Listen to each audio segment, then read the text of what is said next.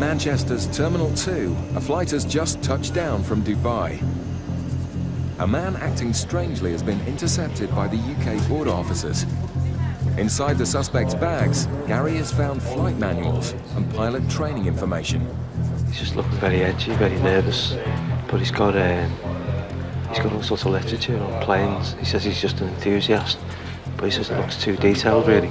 It looks like confidential stuff. So, for you to draw a flight desk simulation planes, where are you getting that information from? Internet. So everything that you've got in front of me here, you have copied from the internet. What? The internet, yeah. All the stuff that you have in here. Yeah. It's just something very, very strange. Yeah. So you just have a look at him and he wants to go. I know he's looking at you. The gentleman come through off the Dubai flight, some single traveller. He seemed nervous in the way he was entering the channels, head down, sluggish walking, avoiding eye contact with me, to be honest.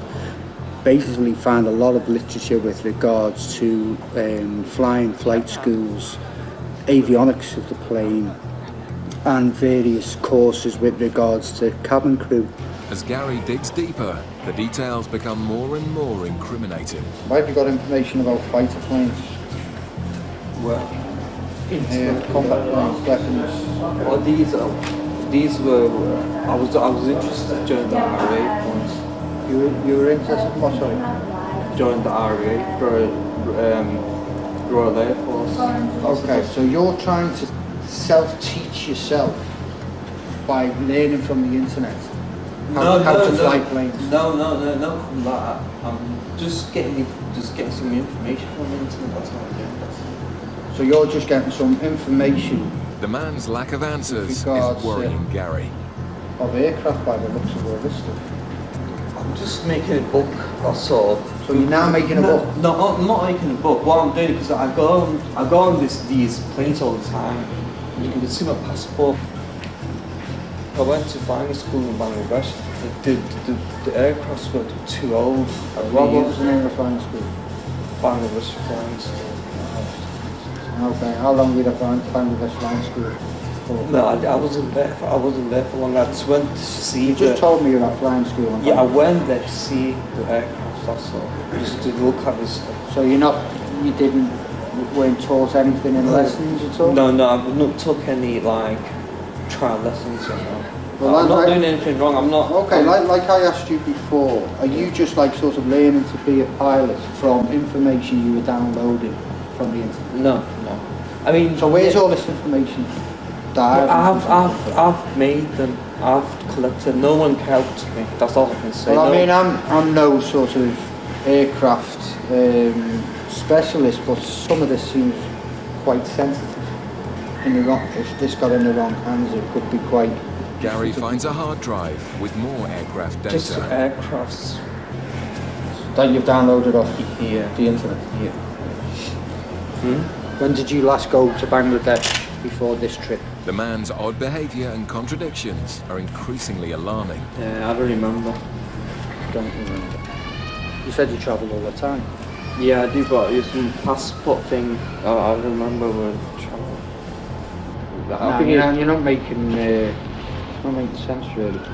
The man's answers are becoming more vague, and his story sounds stranger all the time.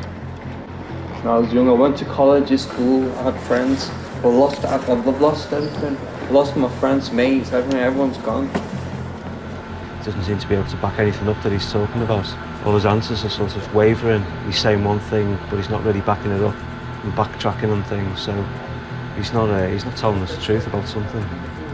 So we're going to swab his bag, screen it for explosives. The officers believe the man may be involved in terrorist activities, and the suspect is saying nothing to explain the documents. Gary has called in Special Branch while they await the result of the swab for explosives. In Manchester, the officers are dealing with something potentially far more serious. They've stopped a passenger with a bag full of sensitive aircraft data. The explosive swab found no trace, but now they found evidence of multiple foreign trips paid for by someone else. Basically, we found a lot of information about aircraft flight simulators, different magazines, different information on fuel from aircraft. What planes are these? Are these small planes? Are they commercial aircraft? No.